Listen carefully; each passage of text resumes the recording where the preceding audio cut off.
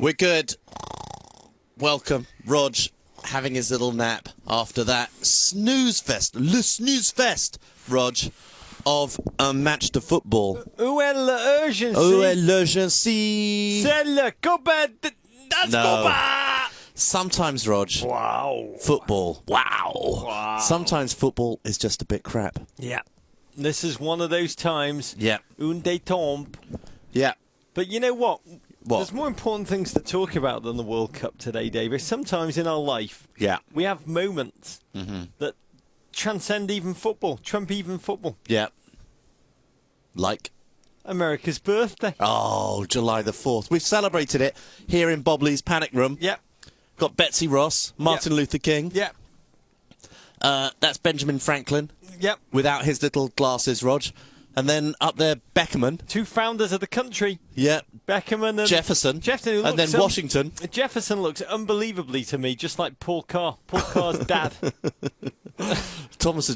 Jefferson used to blow our mind, Rog. I'm a bit upset that Hall and Oates aren't up there. Yeah. But I will say Happy Independence Day to you in America. Yeah. Especially my beautiful family. But from two British blokes. We come in peace. We come in peace. Yeah. We're not like V. We don't pretend to be nice, but really... We're here because we love America. We never take it for granted that we live in your country, in your borders. We grew up loving Heart to Heart, Fantasy Island, Charles in Charge, the A-Team, Ad Rock, Studs Terkel, Walt Whitman, Dana Plato. But we've come to love the vast land, the geography, the rivers and the mountains, each of your cities, your people, your passion and the team that represents them.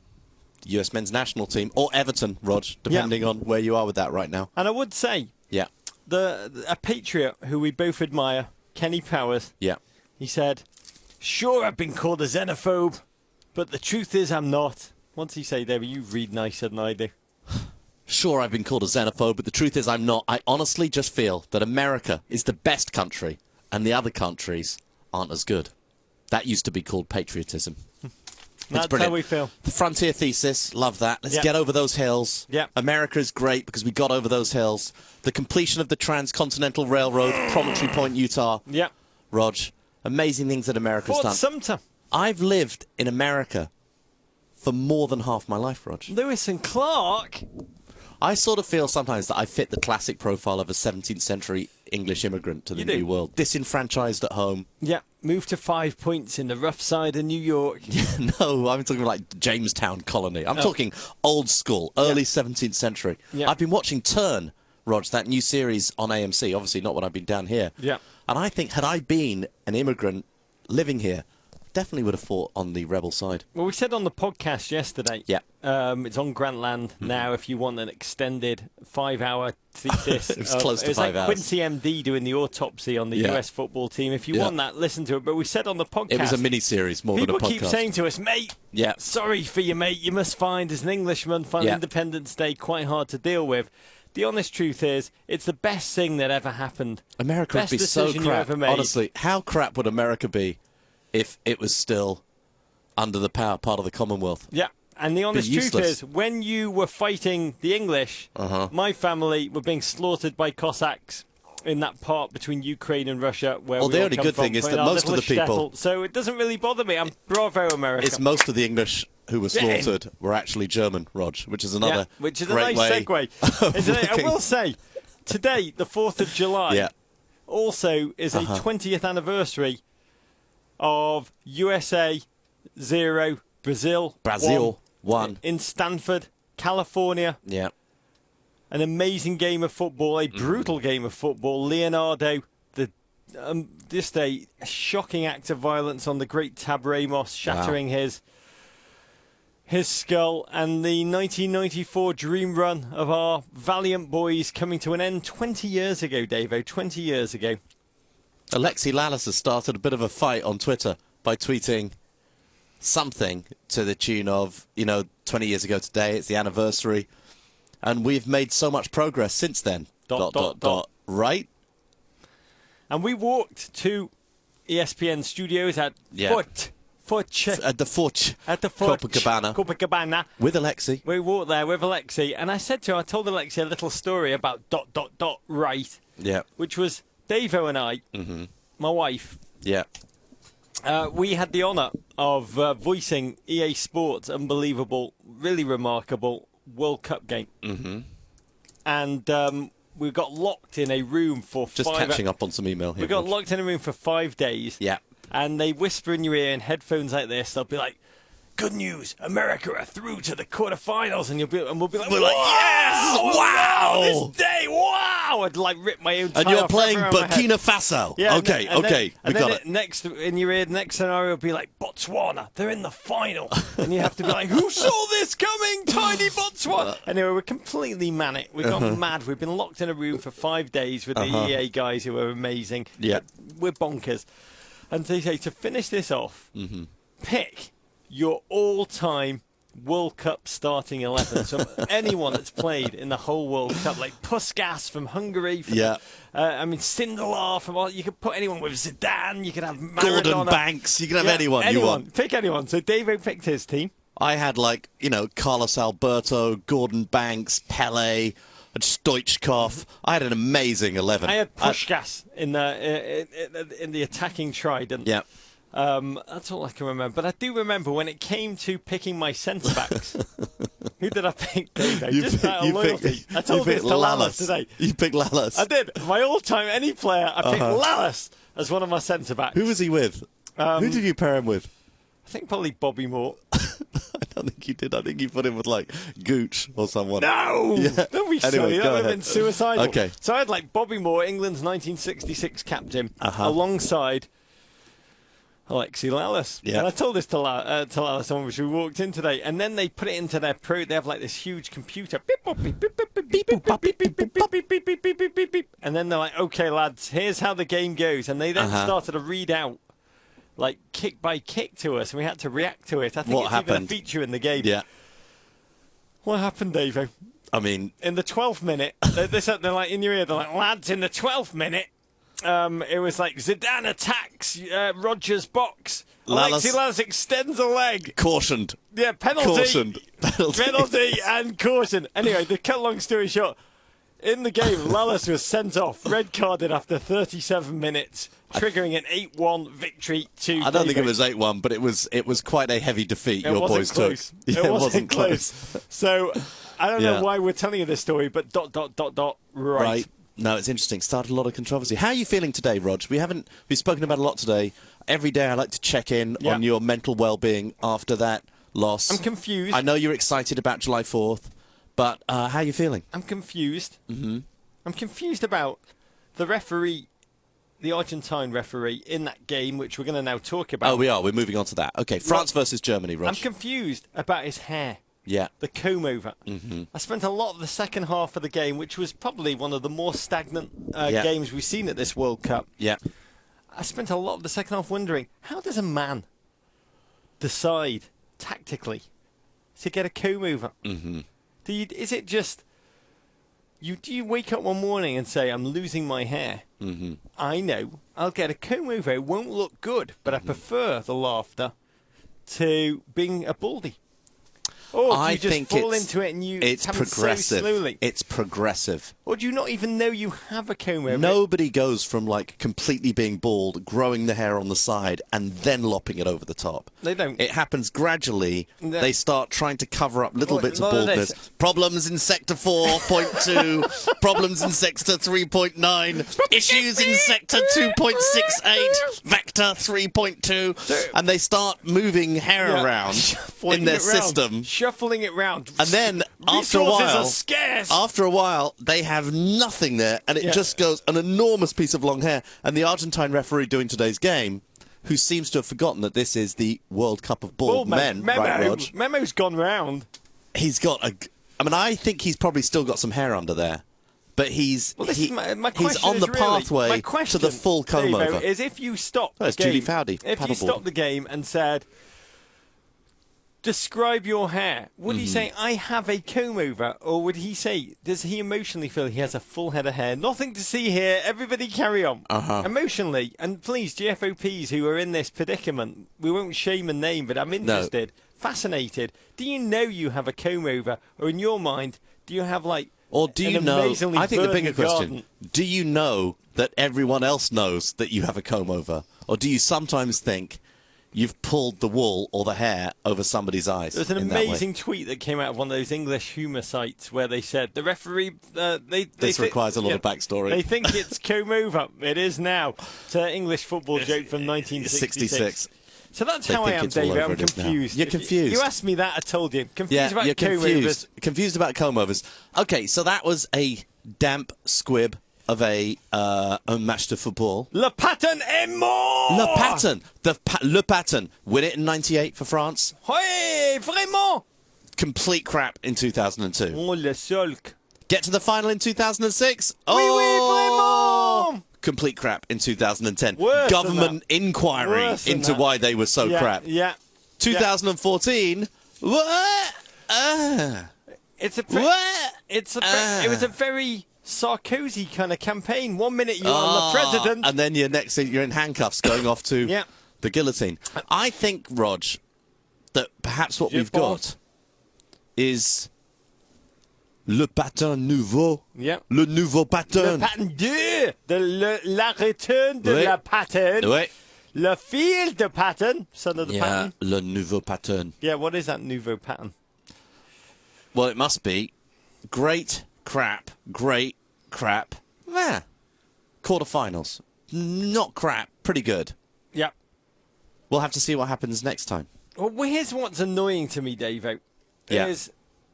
Well, first of all, you spend an inordinate amount of time before a game as an Englishman, before France play Germany. Just trying to work out... Soul searching. Yes! Soul searching. Two teams that neither of us have ever cheered for in a game ever before. And today, for the first time, I cheered for France. The first time in my entire life. Literally, it was like if the Iran-Iraq war in our childhood, you didn't know who to support. How do you do it? I mean, the honest truth is, France, Germany, Roberto Martinez walks into the green room and goes, "Hello, lads, who are you cheering for?" in his cheery way. Yeah, so happy, Roberto. So happy. And we were like, France. And he's like, really? And I was like, well, Germany? I mean, it was complicated. So you spent all this emotional energy, David. And then the game just never really, well, nothing really. It was a bag of nothing. Un néant vaste et noir. Yeah. A vast black nothingness. Pretty much. I mean, it was very existential. Good goal. It was numbing. It was a good goal, Rog. Well, let's talk. I mean, here's another thing that annoyed me. Yeah. Do these players not know they're meant to proper hate each other? Yeah, no, they didn't hate each other anywhere near enough. Do they not know about 12-14's Battle of Bovine? Yeah, there's previous there, Rog. When Valbuena comes on, do you not think he's thinking about... That battle confirmed French sovereignty in Brittany and Normandy. Happy anniversary! I mean, Valbuena knows that Portugal was the aggressor in 1214. They wanted land back. They recruited Emperor Otto IV. And the Holy Roman Empire, that was Germany under another name, came in. You're way too tall. Won that. Do they not know that? Drop down, Alexi. Drop down, Alexi. Sorry, Alexi. Alexi, welcome. Happy anniversary. This is French football's expert, Alexi Lalas. Alexi has had a haircut here in Brazil. It looks pretty good. It looks pretty good. I read the Declaration of Independence this morning, as I always do on this day, yes. Really? Did you read it aloud? Did you read it to yourself? Did you feel like de Tocqueville, a Frenchman? I read it to my wife. I read it out loud and I read it to my wife. So. We got Jefferson up there next to Beckerman. Doesn't he look like Paul Cobb? Jefferson next to Beckerman up there. You got Benjamin Franklin. All the greats are in. Betsy Ross, Martin Luther King, Beckerman, Tarico. We got them all. It's a proud day. It is an amazing day. It's a great day. When we saw Bob Lee today, it was as if America itself had risen up and congealed into the body of a person. Is anyone more American? Yeah. Everyone stands up when he walks into the room. How does it feel to be away from America on July the 4th, Alexi? I would rather be there. But to be away and actually doing the World Cup, that's pretty good. If there's an excuse, you're right. That's it. And look, we celebrate our country while we understand that we are part of this world, and certainly nothing shows us more than a World Cup. And so we can celebrate our country while we are also celebrating the world's game. Until we invite the other planets to participate in the World Cup, that is very true. Well, that will have to be voted on by FIFA, and we know how that goes. Well, we'll see. We'll see how FIFA arrange that.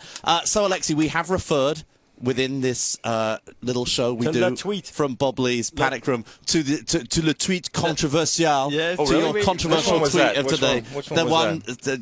Referring to the anniversary 20 years ago. Oh, right, yeah. In Stanford. Le trolling. Yeah, le trolling of, we've made so much progress, ... Right? Right. At the end. Yeah, so... Well, first off, you've had a lot of responses. You do pose questions. You're a question asker. Yeah, I am. Because I want that type of knowledge. An asker of big questions. Okay. So so obviously after the U.S. went out, there was a lot of talk about how good are we? Have we improved in the last 4 years? Yeah. The 20th anniversary of the World Cup in the U.S. Yeah. And today specifically would have been the day that we were playing 20 years ago against Brazil in the 16. And a lot of people want to know. Look. I asked the question. The reality is absolutely we have improved. There's no way that I would be on the team. There's no way that I think my team back then would compete with what we have now. And it's a logical type of progression. However, I do think that it's unprecedented when you put it up against other national teams or other sports or anything else in the world. So while we often kick ourselves as Americans for what we haven't done when it comes to soccer, we do have to pat ourselves on the back because without any doubt, there's been pretty incredible progress when it comes to the last 20 years. Can I ask you? Like, there's a anniversary in my life every September the 3rd, which is the day I first arrived in America. I don't really care about birthdays. I don't really care about kind of Father's Day. I don't care about any of those days. But the day I first arrived in America, that really resonates with me. And it's a day that I kind of feel a connection to the feelings I felt that day. I feel a very kind of primal emotion about it. When you, now 20 years on from that July 4th... Day. We're going to start celebrating that every year, Raj. When July the 4th, 1994, 20 years on, we note that it's 20 years since Stanford and we know it's 20 years since that day. Do you emotionally connect to it? Does it trigger an emotion that we wouldn't have because we watched you, but you actually played it? I think about it a lot, and all the different things that at the time we didn't realize were going to be important. The denim kit and the fact that we were playing against the future World Cup champs at that point. We didn't know at the time, and on July 4th. And sometimes there's a whole generation now that obviously doesn't remember that, and nor should they. I don't expect them to. And as a matter of fact, the fact that they don't know what a Wild West type of existence soccer was back then is good, and I think it shows how far we've come. But it was important, and it was the start of something. And actually, you can go back to 1990, but certainly that platform from 1994 and having the World Cup. So yeah, I take incredible pride that I would played a small part at that moment and put on the faux denim and went out and ran and everything, all the hair, all that kind of stuff kind of came together in that moment. And look, I'm standing here with you guys because of that summer of 1994. I lived the power of what a World Cup can do to an individual, and it opened up incredible opportunities, not the least of which is to hang out with you two gentlemen. In 20 years, so nice. In 20 years, we'll be in our 40s. Right. And Julian Green will be standing where you are. Absolutely. And he'll say, do you remember that moment when you came in and what you were thinking? And he'll say, yeah, I've gone this place.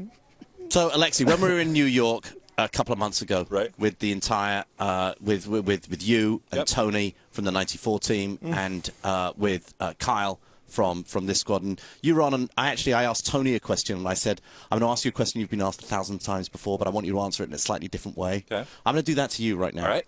So, and I don't know exactly how to ask the question, but I'm going to ask you about the most important thing for America to move forward when we get back. What's got to happen in American soccer? A lot of people, obviously, there's an MLS answer. There is a youth development. There is a youth development answer. Coaching answer. But what is something that not a lot of people? We obviously have, our Men in Blazers people look for something that's different. These are hardcore people. These aren't general sports people. What is something unexpected that you think is going to be really important for us going forward as a soccer nation? I think I could answer the MLS version, but and I've done that before. But let's take it from a different angle, as you mentioned the development thing, because everybody screams and yells about development, and it's absolutely crucial going forward. I look at it as there has to come a point where we become more exclusive than inclusive. The size of our country, which we all talk about, is this incredible asset, and the diversity in the size of our country is an asset when creating a country. However, when creating a soccer team, and a good soccer team that competes internationally, I think it to a certain extent becomes burdensome. And so going forward, I throw this out, that we have to become more exclusive as to what we are and how we are going to play, which means that there will be players that don't necessarily fit into it, which also means that there will be talented players that don't necessarily fit into it, and that scares the bejesus out of American soccer fans going Here's forward. What you're maybe saying, because I know you're not suggesting that we're not going to have a world in the future where talls and smalls and people of different body types play with each other, because you enjoy the different body types as much as we do.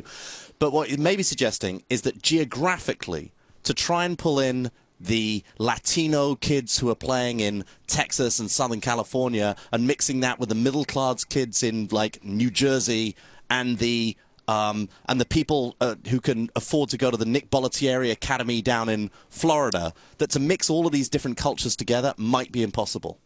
It's not impossible, but I think it's detrimental to our progress forward in terms of winning a World Cup. I could make an argument that you could have a better national team if you just fielded it from Southern California. Now, you say that, and that's exclusive. That is exclusionary, and that's not the type of country we are. But to have California is a big country. Well, yes, it is. But if you look at Southern California, if you go to an area, a region where kids have like backgrounds and like histories, and also oftentimes come from the same philosophy when it comes to how the game is played and how they look at the game.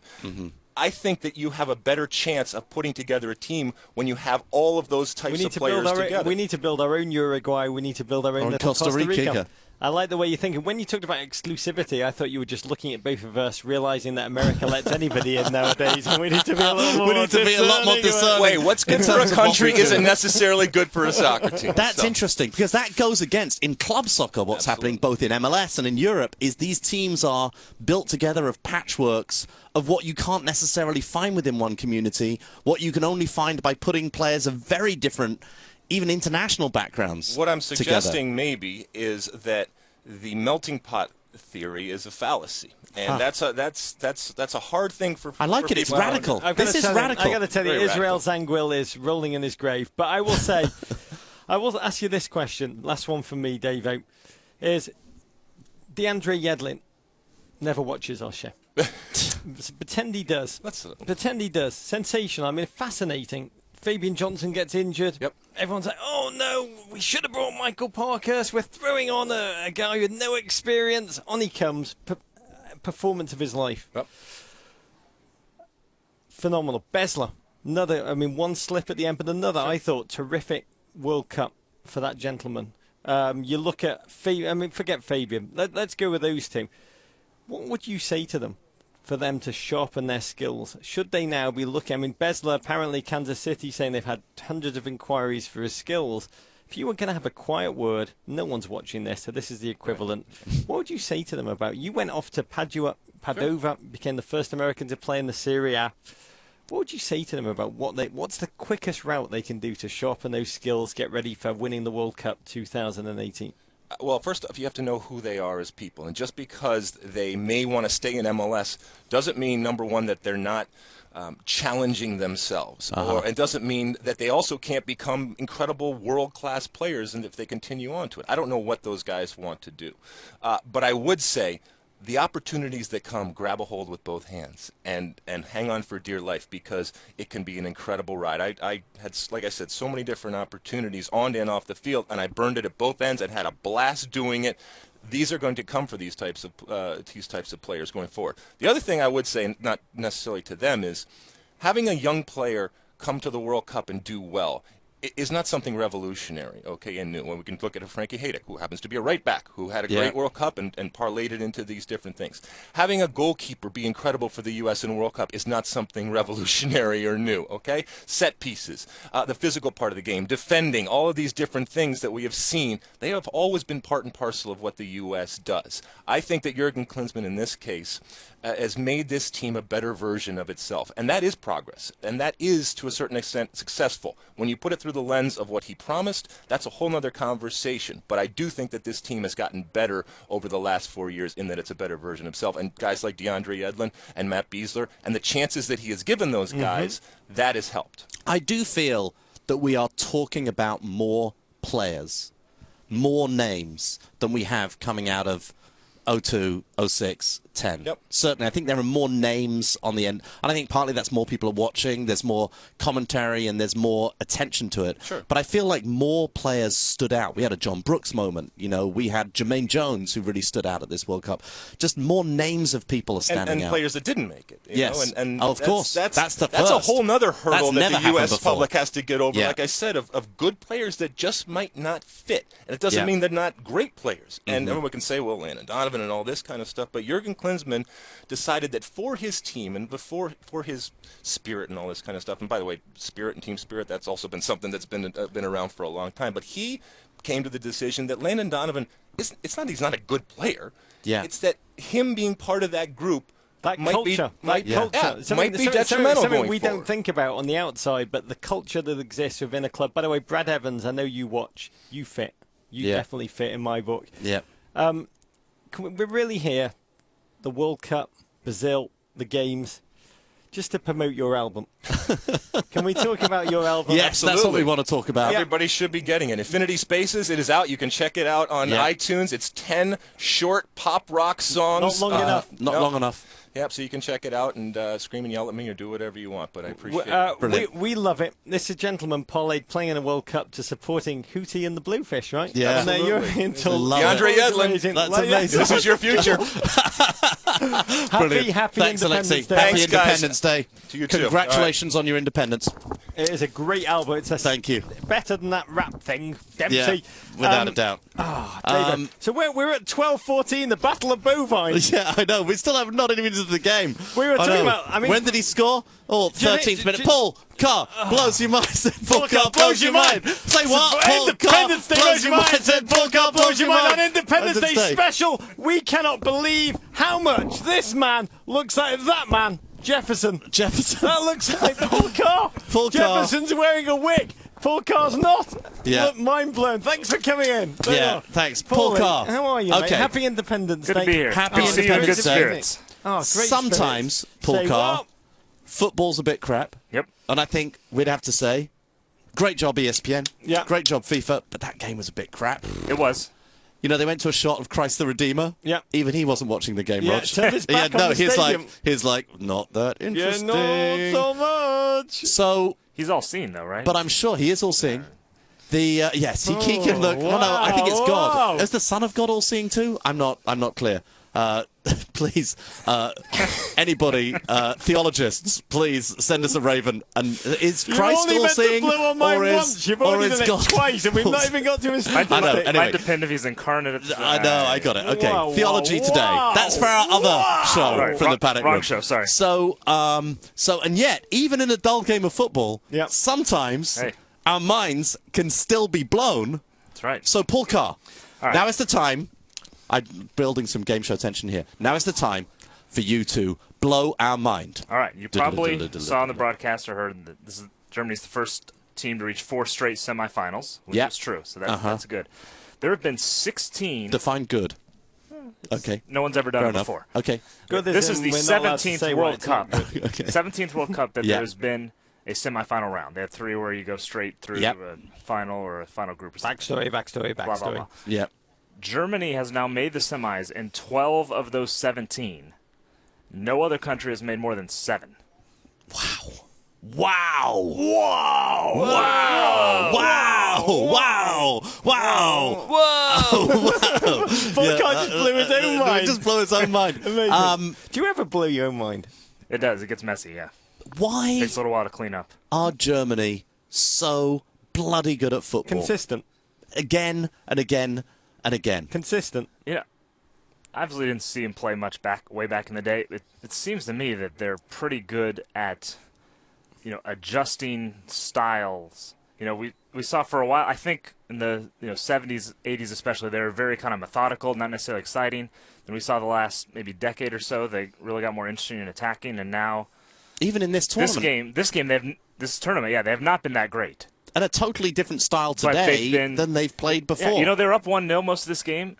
They always felt like they were in control, though, right? Yeah. It wasn't pretty. It was efficient, I guess is the German word we're supposed to use. Well, I'm looking at some of the stats right now. 13 shots on goal for France, 9 for Germany. They out-tackled them. The fouls, possession almost identical. Yeah, most of the passing, the touches were all virtually even.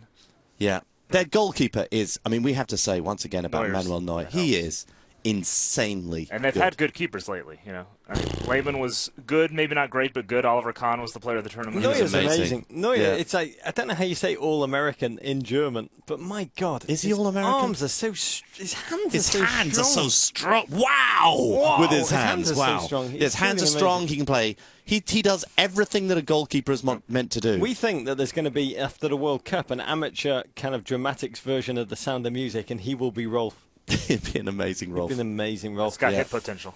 Yeah. How do you feel? Can you give America a 4th of July message from the statistics department of ESPN? I think the Washington Nationals are undefeated in their last 3 games on the 4th of July. Wow. So I suppose that's fitting for the nation's capital. That is. That's beautiful. Paul, beautiful. Can we wish you, as an American from Kansas, right? Yeah. That's right. A great state, a beautiful part. Who nevertheless looks a little bit like young Stalin. He looks still an American. Jefferson. He looks like old Jefferson. Yeah. Just how much we appreciate you, and also to the Carr family allowing Paul to be over here, to be candid, making everybody look good here at ESPN on July 4th and being here with us. We're grateful, Philip. So happy 4th. I've never thought of Paul Carr having a family. I've thought of him birthed by computers. It's possible too. Living with numbers. I believe my parents are actually watching right now. Oh, that's so nice. Oh. It's like watching She, that movie with. Is that what you said? Her is the name of the movie. She. She's a different one. She was a better movie. Yeah. Her. It's like watching Her. My word. That's a very good idea. Hi, Paul Carr's mum and dad. Yeah. Courage. All right. Okay, brilliant. Thanks, Paul Carr. You just blew our mind again, Paul. Oh, what a man. Excellent. Well, anyway, every time I keep talking about the 12-14 battle I know, of we've got to get into the game. We've not talked about the 16, We haven't gone to the national anthems yet. It's what I don't understand. Whoa, it's Wando. We've got tweets. What I don't understand is Thanks, when Wando. the players, the Valbuenas, the Griezmanns, the Pogba, when they take the field, are they not simmering? Washington almost fell over. Are they not Wando thinking was about just the making House sure. of Bloody Bourbon and the House of Habsburg clashing? I mean, these are the wars that everyone was thinking about, right? Yeah. When they took the field, Dave. Mm-hmm. But they didn't. It was so flat. Do these players not know they're meant to hate each other? I mean, the thing we loved in this game, because the football was pretty bloody awful. Germany, unbelievable at smothering France's intent. It takes a very good team to make quite a good team look that bad, I think. Yeah. They gave away the flanks. They're lucky Evra was... I mean, you couldn't stand watching Evra trundle down those flanks. Evra has been just all season, just... We loved watching Valbuena. He's as good as he is small. David got very excited that he could barely fit the number 8 on his back. Because it's way too big a number. From Joseph Chilcott at Men in Blazers, things Valbuena is shorter than corner flag, Neuer's forearm, Giroud's pompadour, French expectations, this tweet. He's less a football player. He's more a jockey who's quite good at kicking a ball. We realised when he fell down and they showed off his little tattoo he's got on his elbow that it had been done by Japanese race artists. Yeah, he got the child right. Oh, unbelievable. What we loved about this game was the way it was art directed. The French, clearly a Frenchman. So all of these games, there are about 12 directors who direct all the World Cup games. Yeah. And you can really spot the French direction by the use of super slow-mo. The cutting away in-game to an aerial shot from Christ the Redeemer. Unnecessary and arbitrary, like a spittle coming out of Benzema's mouth. Consistently in slow-mo HD. Pull focus from a little blade of grass into the referee's Cheeky flag. Backheel tweeted at Men in Blazers, where is the Jean Reno cameo in the 63rd minute? Hessian said, we should really be paying attention to the subtext in this game. At what point do we expect the gratuitous full frontal nude scene. It never came. 30 minutes, Hummels scores a goal. It was so German. The ball from Cruz. So German. That ball from Cruz was tight. It was tight. It was tight and exact. Oh, such a German goal. And then we knew the game was over. 2002, Germany have scored 15 headed goals, more than double anybody else in the entire world. In the history of heads. Germany never score too early. They don't do scoring too early. No. Every time they score first. They scored exactly the right time, Rog. That's when the Germans score. 23 straight games they've won. And we also knew at half-time the French have never come back when they are behind. We're not saying that they surrender. We don't talk like that. The shock of it was that they all hugged Hummels. Catch flu. That's the easiest way. You hug a Hummels. And then the game, France didn't click. Valbuena showed that Neuer had strong hands. Such strong hands. Flat first half. Germany created 0 chances in the first half from open play. And you had to just start wondering, what the hell is Samir Nasri thinking? He probably was the only Frenchman that enjoyed the game, because the second half, urgency. It was like watching two mediocre Premier League teams, Davo, play a game against each other right at the end of the season when neither has anything to play for. Yes, it was hot. It was crushingly hot, and heat takes a toll. But France we were in that stadium. It was hot. Was it? Hot when we were over there. I was asleep. I know had you were no asleep, idea. but it was hot. So that was it, Davo. Very, very triste. Yeah. Very, very sad. And now we've got the first test of the Colombian defence with Neymar twisting at them. We've got James Rodriguez. Is he the France? Is he the individual France of the World Cup? He looks so good. We love him. And then poof. When he has gone. to step up against slightly better opposition. We'll see. Because the last time Colombia beat Brazil, Dave, in a competitive fixture, 23 years ago at the 1991 Copa America, James Rodriguez was 1 day old. He was probably still called James then. That's how young he was. He hadn't come out with James, Davey. Couple more tweets at Men in Blazers from Lose Weight Truth. I love that handle. Watching the French not care makes me feel 100% better about the USA team and their results. Isn't that the truth? The Americans wouldn't have done that. From Sean Garner at Men in Blazers. Winners, coordinated outfits and comb-overs. Losers, the French. Madison Seabury, not sure if I'm watching Valbuena versus Schweinsteiger or Ewok versus Stormtrooper. Please advise. You're watching both. There's a beautiful tweet someone sent us which had a very reduced Valbuena riding on Giroud's back. It's Photoshop work of art. Keep them coming in. We asked last night, what do you watchers expect to happen in these quarterfinals where anything can happen? Emily Egan White, email us your postal address. You get Le Patch. She said, in this crazy and illogical World Cup, perhaps the most reliable thing you can bet is that Julio Cesar will cry. Maybe before the game, maybe after the game. He's probably crying now. I imagine him in his locker room just listening to some Edith Piaf. Will Julio Cesar cry when he's back in MLS at Toronto? It's his thing now. He's sadder than Barbara Hershey and Beaches. Casey Kopp, God love you. Also send us your old postal address. You get a patch. Le Patch! You rewrote Billy Joel's Goodnight Saigon to Goodnight Salvador. Beautifully done. We had our home front and small bananas. John Brooks' header, bewildered Garner. We dug in deep and shot on sight and ate malaria pills with all of our might. It is a beautiful piece of writing. You deserve one. Listen to us on Le Pod, David. We recorded Le Pod. Where do people find that? They can find the plod. Well, the plod. They can find the pod. Go to meninblazers.com. You can find all of our content there. It's also on Grantland. The wonderful Grantland. Love David Grantland. Love you guys. Happy Independence you can Day. also, but on meninblazers.com, sign up for the newsletter. Our newsletter, we're reinstating our newsletter. Relaunching the newsletter. The best letters, ideas, an improved, everything that you send us. The best. A new and improved newsletter, Rog. Right? It's going to be amazing. At Embassy Davis, at Rog Bennett, at Men in Blazers for our collective mind. Instagram, Men and Blazers. ESPN FC, amazing. Go all around ESPN FC. Great content. That great article by Michael Cox that you sent to everyone. Come and meet us at Shirley's restaurant. Yeah. Here we go. Always. For much more World Cup coverage, visit ESPN FC. Go on Twitter at ESPN FC. Download the ESPN FC app. Instagram ESPN FC. At ESPN Wando is our producer down here. Happy Independence Day, Wando. Happy Independence Day, Wando. And that's about it, right, Rog? Oh, send your Ravens to the crap end of Cope. Copacabana Beach. Toucans. Her name is Rio. And emails to Men in Blazers. Happy Independence Day. I think we might go to Leblon tonight. Leblon, really? You think we're going to go and do it? Maybe. Yeah, okay. Maybe, David. Good. Enjoy Brazil. Yeah. Come on, Colombia. Come on, James Rodriguez. Thank you, Jefferson. Yeah. Thank you, Adams. Yeah. Thank you, Hancock. Thank you, Abraham Lincoln. Thank you, Dana Plato. Thank you, Adrock and Studs Terkel. Thank you, General Washington and General Lafayette. We out.